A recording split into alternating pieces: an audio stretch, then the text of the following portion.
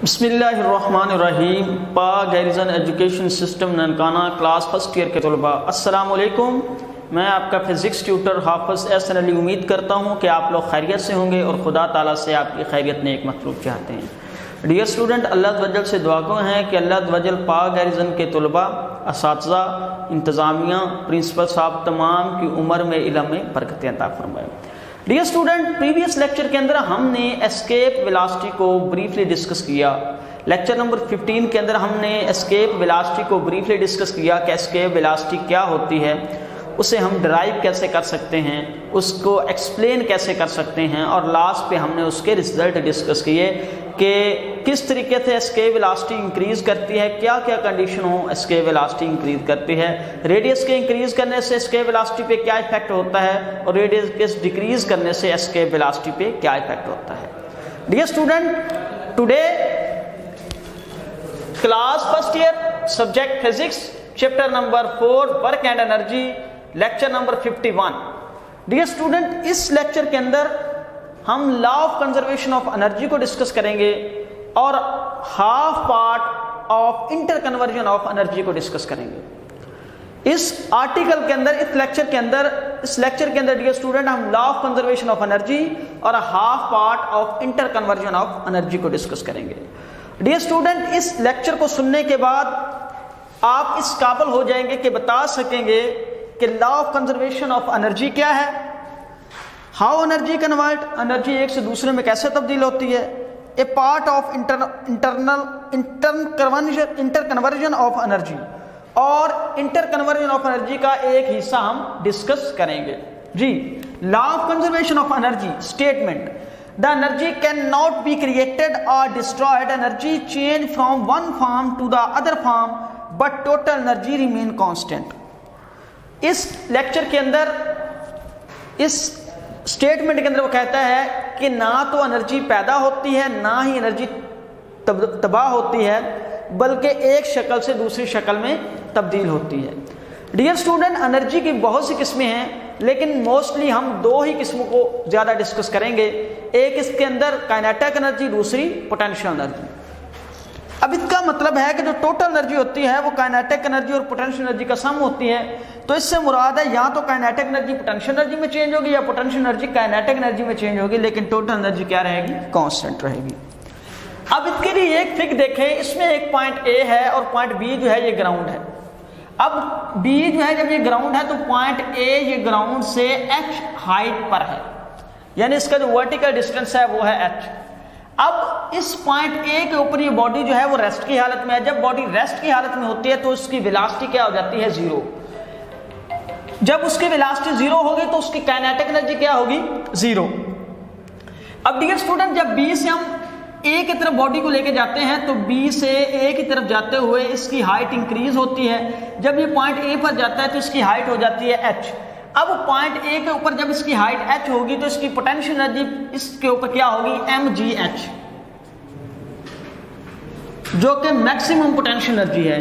लेकिन point A के ऊपर ये क्या होता है, रेस्ट की हालत में होता है। जब पॉइंट ए के ऊपर ये रेस्ट की हालत में होता है तो उस सूरत में इसकी वेलोसिटी जीरो होने की वजह से इसकी काइनेटिक एनर्जी क्या हो जाती है, जीरो हो जाती है। जब ये बॉडी डाउनवर्ड डायरेक्शन में मूव करती है, ए से बी की तरफ मूव करती है, तो ए से बी की तरफ मूव करते हुए ये इसका जो ग्राउंड से डिस्टेंस है वो डिक्रीज होता है। ऊपर से जब नीचे आ रही है तो ग्राउंड से इसका डिस्टेंस डिक्रीज होता जाएगा, जबकि इस पर लगने वाली फोर्स ऑफ ग्रेविटी इंक्रीज होने की वजह से इसकी वेलोसिटी क्या होती जाएगी, इंक्रीज होती जाएगी। जैसे जैसे ये बॉडी पॉइंट ए से पॉइंट बी की तरफ आती जाएगी, इसकी वर्टिकल हाइट डिक्रीज होने की वजह से इसकी पोटेंशियल एनर्जी डिक्रीज होती जाएगी, जबकि इसकी वेलोसिटी इंक्रीज होने की वजह से इसकी काइनेटिक एनर्जी क्या हो जाएगी, इंक्रीज हो जाएगी। हत्ता कि जब ये ग्राउंड के बिल्कुल करीब आ जाएगा तो इसकी काइनेटिक एनर्जी मैक्सिमम हो जाएगी, जबकि पोटेंशियल एनर्जी क्या हो जाएगी, मिनिमम हो जाएगी या जीरो हो जाएगी। जब इस ग्राउंड से टकरा जाएगा तो इसकी काइनेटिक एनर्जी का कुछ हिस्सा साउंड एनर्जी में और हीट एनर्जी में कन्वर्ट हो जाएगा। डियर स्टूडेंट, इसके बाद इंटर कन्वर्जन ऑफ एनर्जी। हम जानते हैं कि इंटर कन्वर्जन ऑफ एनर्जी में 3 पॉइंट होते हैं, ए बी सी। तीनों के ऊपर हमने अलग-अलग काइनेटिक एनर्जी और पोटेंशियल एनर्जी को ड्राइव करना होता है। फिर तीनों के ऊपर आपने अलग-अलग टोटल एनर्जी को ड्राइव करना होता है। लेकिन इस लेक्चर के अंदर हम सिर्फ और सिर्फ पॉइंट ए के ऊपर काइनेटिक एनर्जी, पोटेंशियल एनर्जी और टोटल एनर्जी को डिस्कस करेंगे जी। अब ये पॉइंट ए है, consider a body at rest at point A having distance या height h from surface of ground. वो कहता है एक बॉडी जो है वो पॉइंट ए पर है जिसका जो इसका सरफेस ऑफ ग्राउंड या सरफेस ऑफ फर्श से जो इसका डिस्टेंस है, वर्टिकल डिस्टेंस है वो h है, और पॉइंट ए के ऊपर बॉडी जो है वो रेस्ट की हालत में है। जब बॉडी रेस्ट की हालत में होती है तो उसकी वेलोसिटी क्या हो जाती है, 0। तो एट पॉइंट ए, अब मैंने आपको कहा था कि जब हम किसी जिस्म पर वर्क करते हैं तो वर्क इसके अंदर पोटेंशियल एनर्जी की सूरत में स्टोर हो जाता है। जब ए पॉइंट के ऊपर इसकी कोई भी जो पोटेंशियल एनर्जी है वो असल में पोटेंशियल एनर्जी इस पर किया गया वर्क है। अब जो वर्क होता है वो होता है F D.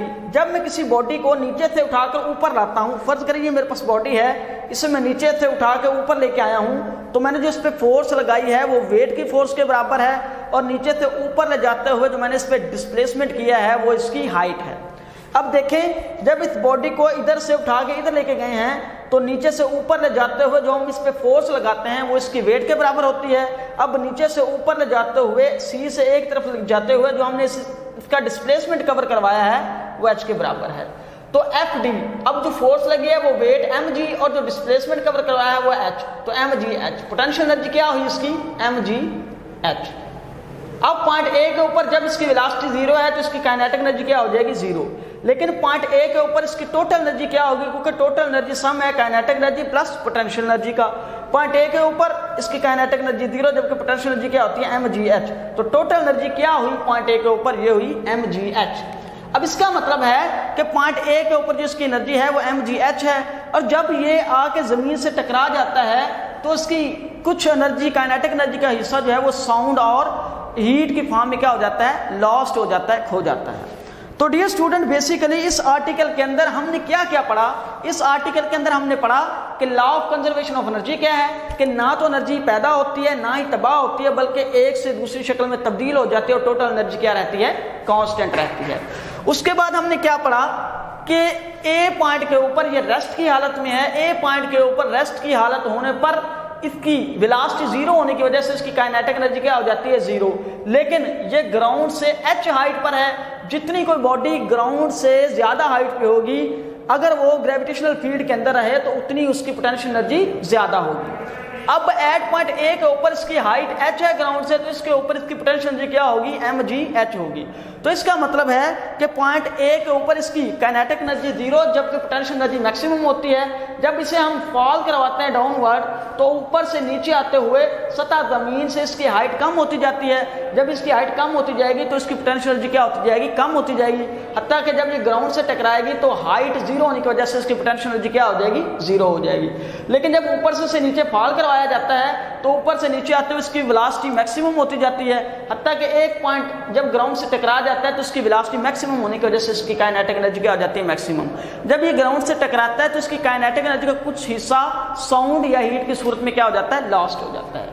Dear student, interconversion of energy में हमने क्या पढ़ा था, 3 पॉइंट थे, तीनों पे हमने अलग-अलग काइनेटिक एनर्जी, पोटेंशियल एनर्जी और टोटल एनर्जी को डिस्कस करना था। लेकिन इस लेक्चर के अंदर हम सिर्फ पॉइंट ए के ऊपर टोटल एनर्जी, काइनेटिक एनर्जी और पोटेंशियल एनर्जी को डिस्कस करेंगे। जब ये पॉइंट ए के ऊपर है तो ये रेस्ट की हालत में है, जब रेस्ट की हालत में होगा तो इसकी काइनेटिक एनर्जी क्या हो जाएगी, 0 हो जाएगी। और इस पॉइंट पर ए, ये सतह जमीन से h हाइट पर है, तो इसकी जो पोटेंशियल एनर्जी होगी असल में इस पे किया गया वर्क है। जब इस बॉडी को उठा के मैं इधर से इधर लाऊंगा तो मैं इस पर जो फोर्स लगाऊंगा वो इसके वेट के बराबर होगी, और जो वर्टिकल डिस्टेंस कवर करेगा वो हाइट के बराबर होगा। इसका मतलब है जब मैं इसको इस पर वर्क करता हूँ, इसे उठा के यहाँ से यहाँ लाता हूँ, तो पहले जो मैंने इस पर फोर्स लगाई है वो फोर्स इसके वेट के बराबर है, और इधर से उठाकर इधर लाने के लिए जितना मैंने डिस्प्लेसमेंट कवर किया है वो h है। तो वर्क हमारे पास है एफ डी, जो फोर्स लगी है वो एम जी और हाइट है h, तो एम जी एच ये वर्टिकल डिस्प्लेसमेंट इसने कवर किया, ये potential energy m g h, और काइनेटिक एनर्जी इसकी क्या आई थी, 0। अब टोटल एनर्जी इस पॉइंट पर क्या होगी, वो सम होगी काइनेटिक एनर्जी का और पोटेंशियल एनर्जी का। काइनेटिक एनर्जी 0 होती है, potential energy m g h होती है। जब ऐड करेंगे तो पॉइंट ए के ऊपर जिसकी टोटल एनर्जी आएगी वो एम जी एच आएगी। इसका मतलब है पॉइंट ए के ऊपर जो इसकी एनर्जी है वो सारी की सारी पोटेंशियल एनर्जी के बराबर होती है। अब जब वो ज़मीन से टकरा जाता है तो उसकी काइनेटिक एनर्जी का कुछ हिस्सा हीट एनर्जी में और कुछ साउंड एनर्जी में चेंज हो जाता है, जिसको हम दोबारा यूटिलाइज नहीं कर सकते। डियर स्टूडेंट, उम्मीद करता हूँ कि आपको अच्छे तरीके से समझ आई होगी। किसी भी पॉइंट पर आपको कन्फ्यूजन हो, आप व्हाट्सएप पे कमेंट बॉक्स में हमें ज़रूर बताएं। अल्लाह ताला मेरा और आपका हामी नासर हो। फी मानिल्लाह।